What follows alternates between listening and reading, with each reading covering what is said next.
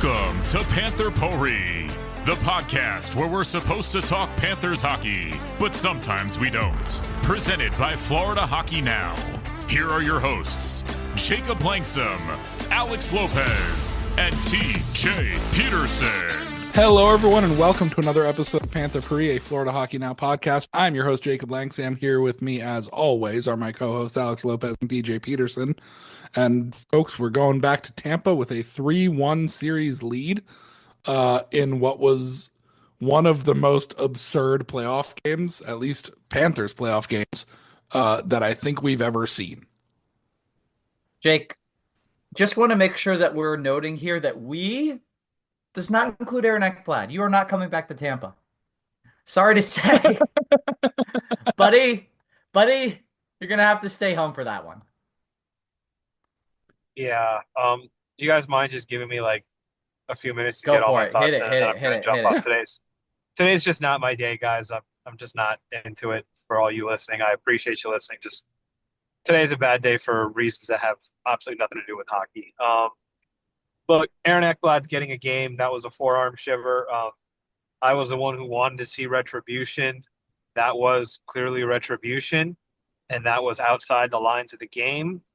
He should get a game suspension for that act. Throw in the fact that he scored the game-tying goal when he should not even have been in the game. I'm not going to say a negative thing to a Tampa fan who is upset about that. Nope. That's not poetic justice. That's absolute bullshit. They have every right to be pissed. Hagel and Mikkola, what the hell were you thinking? You're allowed to hit a player who is not on his feet, but not like that. 5 in a game was the right call. I respectfully disagree with Goldie and Moeller, who were a bit confused by that play, but that was clearly a 5-minute major in my opinion. I think if that was the only infraction the Panthers made tonight, Mikkola probably gets an extra game, but considering Ekblad's going to almost certainly get a game, I don't think two Panthers get suspended from the same game. Hell, when was the last time you saw that where two players from one team were suspended for completely separate incidents in a single game? Could not tell you. Can't think of one. Yeah. And again, I'm just rattling through things today. You played about 11 seconds of hockey, and it almost cost you. Offside is offside. I know there's people who think there should be a time limit on how long an offside should count. I completely disagree with that. I've said that when it goes in favor of the Panthers on a review. I'll say it now when it goes against the Panthers. The play was offside. It was clearly offside. I knew right away as the play was going into the zone it was offside. So I was just like, please don't score. Please don't score. Yeah, and same. Of course they scored. And yeah, the goal came off the board quickly as it should have. Ekblad did end up tying the game. 11 seconds later, Seth Jones, the trade that I lambasted, won the game for the Panthers. And you're going to Tampa with a 3-1 lead and an ability to end the series, as Brad Marchand said in his post-game interview with Katie Engelson. I don't think they're coming back. I do think they're coming back. I think Tampa. I love Brad Marchand, man. He's so much fun to have on your team. I think Tampa is going to have some fight in them, especially after you saw how they responded to the no call on the Ekblad hit. You were down by a goal. You were up 1-0 and down 2-1 like 45 seconds later. Yeah. This is a team that isn't going to roll over and quit like the Miami Heat just did. We're up 3-1. You guys take it away and have a great night. Thank you, Alex. Back on IR, not LTIR. Thankfully. I mean, yeah, I pretty much agree with him on everything.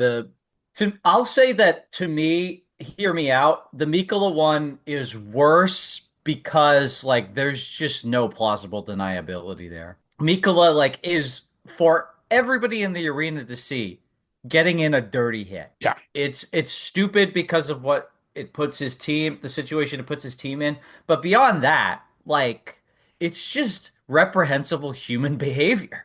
And that's not to say that now I think of Niko Mikkola as a bad dude and I dislike him and I don't want him on the Panthers anymore. It's a move that I don't think stupid covers the way that I think of it. It's not a mistake. It's just a bad idea Okay, that actually is a synonym of what I'm saying it's not. It's a moment that you have to regret and say, I did something that I shouldn't have. I did something wrong. I need to make up for it. He may end up getting suspended as well. I wouldn't honestly be shocked. I do think it will just be Ekblad. But this also goes to say that, hey, Tampa, you got a 5 minute power play you're probably not getting if Ekblad is given a major in a game misconduct, which I'm not sure if that was a game misconduct. You could say that he meant to hit him a little bit lower, that he ended up hitting him. Look, when you make head contact, it's your responsibility. I'm not sure if it was a game misconduct, though. Hagel had the puck. I think it was. Puck possession aside, I mean, it was a headshot. It was a direct headshot that Ekblad saw the whole way. That was out of retribution. Ekblad knew what he was doing. I don't doubt that for a second. That should have been 5 in a game. I guess that from the ESPN replays, I'm not seeing direct, and this really isn't me trying to apologize for it. I think that he catches the head on kind of like his elbow goes back and then into his head. The head is the principal point of contact. That is certainly not what I am seeing. I am seeing the shoulder as the principal point of contact. It's not. Not of the forearm, though. But the forearm is not what makes Ekblad's principal contact. fist gets to Hagel's shoulder, but at the same time, like it's not like his forearm rode up after the fist hit the shoulder. Like it was all at the same time. But it's broken by the contact to the shoulder, which is But it's not. It is. The contact to the shoulder absorbs Ekblad's force. Ekblad to a looked certain like extent. he was trying to punch Hagel in the face and missed. And instead That got very him well with his could be forearm. the case. I think that's what he was doing. Like it genuinely looked to me, if you had, Sam Bennett. looking at the view from behind Ekblad, it looks like he was going for a punching motion and missed, but still made contact via his forearm. I think Ekblad knew exactly what he was doing that whole way. There is very clear head contact. And for the record, Hagel missed the rest of the game. So for all the arguments that we made about the Hagel hit on Barkov, where a determining factor is that it took Barkov out of the game, that logic applies here. I think Ekblad should be suspended. I think that's why he's definitely going to get suspended because of the injury. Now, the injury, you can determine that a guy is shaken up in the moment, but Hagel did not return to the game, which is why his suspension is basically guaranteed. I don't know if it would have been a game misconduct in addition to a 5-minute penalty. And what I'm trying to say with this is that Mikkola's incident probably doesn't happen if Ekblad gets a 5-minute penalty. And Tampa did shit with their 5-minute penalty.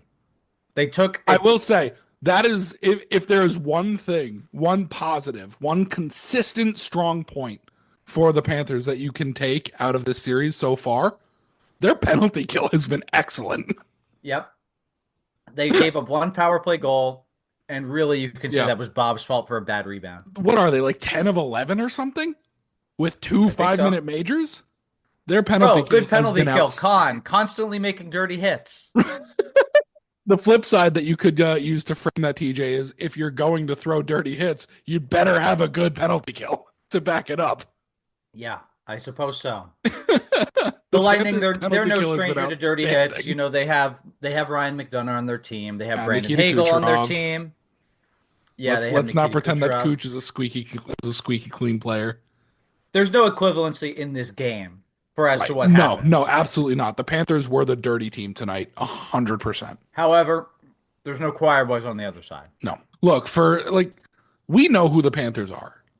Like, we're not so blindly biased that we're going to have rose-colored glasses about Sam Bennett and Matthew Tkachuk, Brad Marchand. Like, we know who our team is. Brad Marchand was like, I identify with that team. I think that Brad Marchand identified so hard with the way that the Panthers play that he was like, if the Bruins are going to lowball me, I know exactly the one place that I want them to trade me. I just want to remind people also that, like, you're not responsible for the fact that the referees did not throw Ekblad out.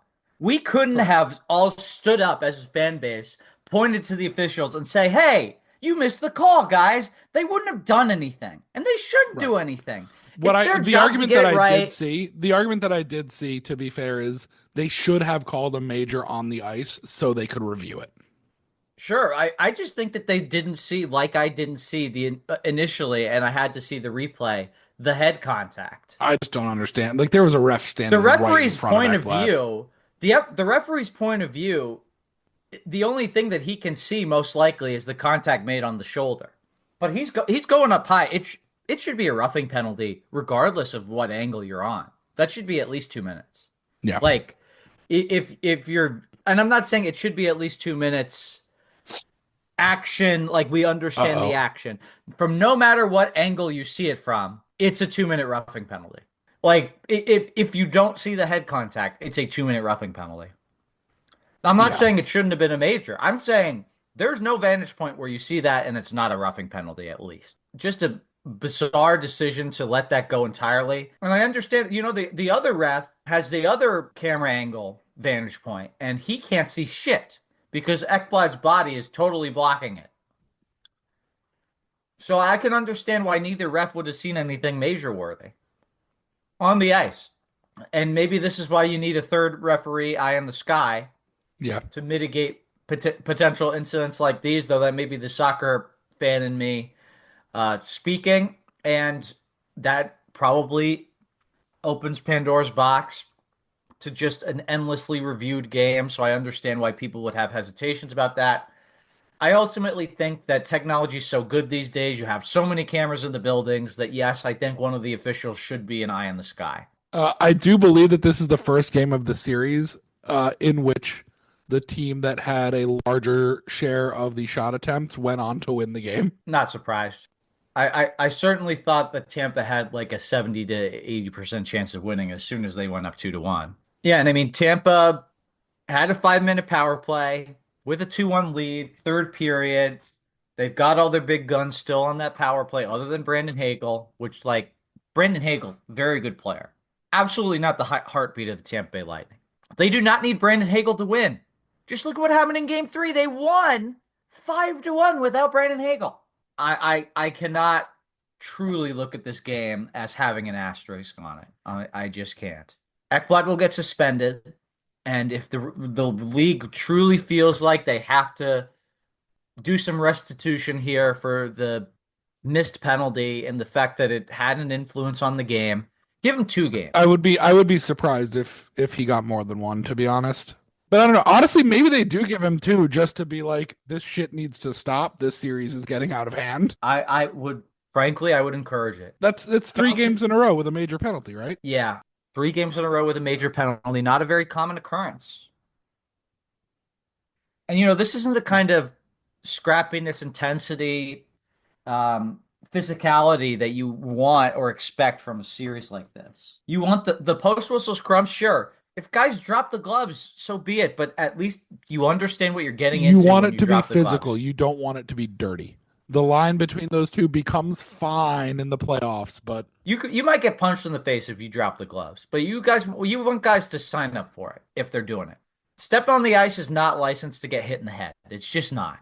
Okay, but like I said, I'm not going to let that overshadow the fact that the Panthers won the game. They were the better team, and Vasilevsky couldn't single-handedly win this game for Tampa. There's more goals scored in 2 sequences of about 15 seconds each than in the rest of the game combined. There's 13 seconds, is it, between the 2 Lightning goals in the game? And there can't be that much longer. I think it was 11 seconds for both teams. It's not 20 seconds. The amount of time between the first Panthers goal and the second Panthers goal is about, let's just say it was 25 minutes. And then not even 25 seconds for the next goal. It took Tampa Bay 35 minutes to score their first goal, 30 minutes up, and then they scored another within 12 seconds. Very weird how that all happened, but it's a tight game in the playoffs. And sometimes when a goal just goes in, you loosen up just that little bit, and you're vulnerable all of a sudden. I don't know. That's just an attempt to explain what we saw. Still doesn't really make all that much sense, but Brad Marchand's best game of the series in all likelihood. The Lundell line kind of ran the show tonight for the Panthers. They were so good. I thought Evan Rodriguez was good again. I'm really not even trying to be like that's the guy. Like he's great because I didn't think he had a very good regular season, but he was really good again. I do want to point out, speaking of Evan Rodriguez, Mackey was scratched tonight. So we Hmm. kind of went nail on the head on that. So the point made on that situation was if Kachuk doesn't get suspended, then Mackey should sit out. And I think he should sit out game 5 because now the Lightning are going to be out for blood. Another Brad Marchand quote from tonight, or I guess paraphrase because I don't have it directly in front of me, but he basically said they can't rest on their laurels. We know Tampa's going to throw everything at us in on their home ice in Game 5 because their season is now on the line. I mean, I don't think anybody thought the Panthers were going to rest on their laurels, but I mean, a three.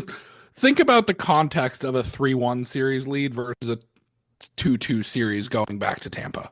The Panthers have reason to not necessarily like relax a little bit, but they can certainly go out there and have some fun on Wednesday. It kind of feels like found money. They didn't Yeah. expect to be in this situation other than Yeah. when they went up 2-0. They certainly expected to get at least one in Sunrise. I'll admit, like when the Ekblad goal was called back, when the first Ekblad goal was called back for offside, I was basically ready to pack it up. That was the point that I was like, all right, I think we're done here. I think the cards are now lined up against the Panthers, and I don't see us coming back from this. Fortunately, I was wrong. Yes, you are. It was hard to see them scoring again because the Lightning were just shutting it down. Vasilevsky shutting it down. Any good chances they were getting were seemingly falling to guys that were snake bitten that like couldn't even hit the post or crossbar. Until the empty net when Carter Verhaeghe launched a beauty from the neutral zone. That must have felt good. Oh yeah. Look, I hope that's a monkey off the back situation, even though it wasn't against a goalie. It goes in the net. It's one in the G column. They all look the same after the season's over. It's just Right. another number. Ask Alexander Ovechkin. Look, like fact of the matter is that Carter Verhaeghe now has the same amount of goals in this series as Sam Reinhart and Anton Lundell. More than Rodriguez, more than Marchand, more than Barkov. Like that's how the stat sheet looks now. A goal is a It's goal, just a fact. even if it was against an empty net, and a win is a win, even if it was the very stressful, heart rate inducing and occasionally dirty win. We have absolutely no ability to impact what the league does about what Ekblad does. And like I kind of implied, I hope he gets suspended for 2 games just so it doesn't end up becoming a bigger narrative and an excuse. Let's just treat this the way that it should have been treated. Suspend him. He should have gotten thrown out of that game and suspended for another game. So just suspend him for 2 games. And now it's not going to be a talking point. I mean, it will be because if the Lightning lose, they're just going to want any port in a storm rather than we just got beat. And look, if the Panthers end up losing this series, they're going to find excuses too. It's not going to just be we got beat. Right. But right now, the Lightning lost, and the fact of the matter is 99% of times a team doesn't get into the press conference and say, well done to the other team. They were just better than us tonight. That doesn't happen in this sport, in any sport. Right. When there's so much money on the line and, when you win these kind of games, it gets talked about 50 years afterwards. When you get introduced at galas, when you get inducted into Hall of Fames. Hell, even at a dinner party, like Seth Jones 50 years from now, like his great great grandson and daughter are going to be like, tell this story I'm sorry, about how he hold scored on. the game when Time out. You think that like 80-year-old Seth Jones is going to have a great great grandchild? Let's do a little bit of Shit. math here, Timothy. Look, that was a flippant remark. I wasn't actually doing the calculations. His grandson and granddaughter be like, tell the story about how you Doing scored in-" fine. Yes, year 3000 and all that. By a British boy band. That was a cover? Jonas Brothers version is a cover? No, the Jonas Brothers version's the original. I said the Jonas Brothers version is the original. That concludes Jonas Brothers Pourri. Yeah, there's a lot on the line, and guys are not just willing to admit that they didn't have the goods. So yeah, if you really are the kind of person that gets into online arguments, I just can't imagine what kind of flippant moron would be willing to get into online arguments. Just it's something I would never do myself. I love getting into I'm online arguments. It's just just say, hey, like, yeah, Ekblad probably should have gotten thrown out, but it's not my decision. And they won the game. While we're here, let's briefly give an obituary to the Miami Heat, who spirited, hard fought game. They only ended up losing by 55. My apologies to our listeners who are Heat fans. That's kind of where my commentary ends. You got to be sick of your Nikola Jovic, who had 20. Man, isn't that guy who points. doesn't like his job? I think all the Heat players don't like their job right now. That's a good point. Look, you're going back to Tampa up 3-1 in the series with a chance to clinch it on Wednesday. On behalf of Alex Lopez, it was always Cats in 5. They're going to do everything they can to not be eliminated by the Panthers again. In 5, again. It's kind of interesting. Every series in the East is now 3-1. Every series in the West is now 2-2. Yeah, that's not going to be true by the time this goes up because there are Western Conference games currently ongoing. Just Stars Avalanche, actually, but right, Western Conference game. Right, that will still change the calculus of the West Coast bracket. What is the one series that you're most interested in besides Panthers Lightning? Florida? You didn't let me finish. Honestly, like Dallas, Colorado, kinda. Mm-hmm. Because I could really see that series going either way. But hard not to now. I think the actual answer is St. Louis and Winnipeg because, Right. Connor Hellebuck is absolutely on fraud watch. Have you been to Winnipeg and looked at the ground? Usually there's snow. How would I get there, TJ? They don't have an airport. You have to take a plane, but you have to get off the plane somewhere other than Winnipeg and then take the bus. You have to fly to Saskatoon and then drive to Winnipeg. Yeah, it's the Saskatoon Winnipeg airport, but we all know what the hyphen really means. It means not in, but close to.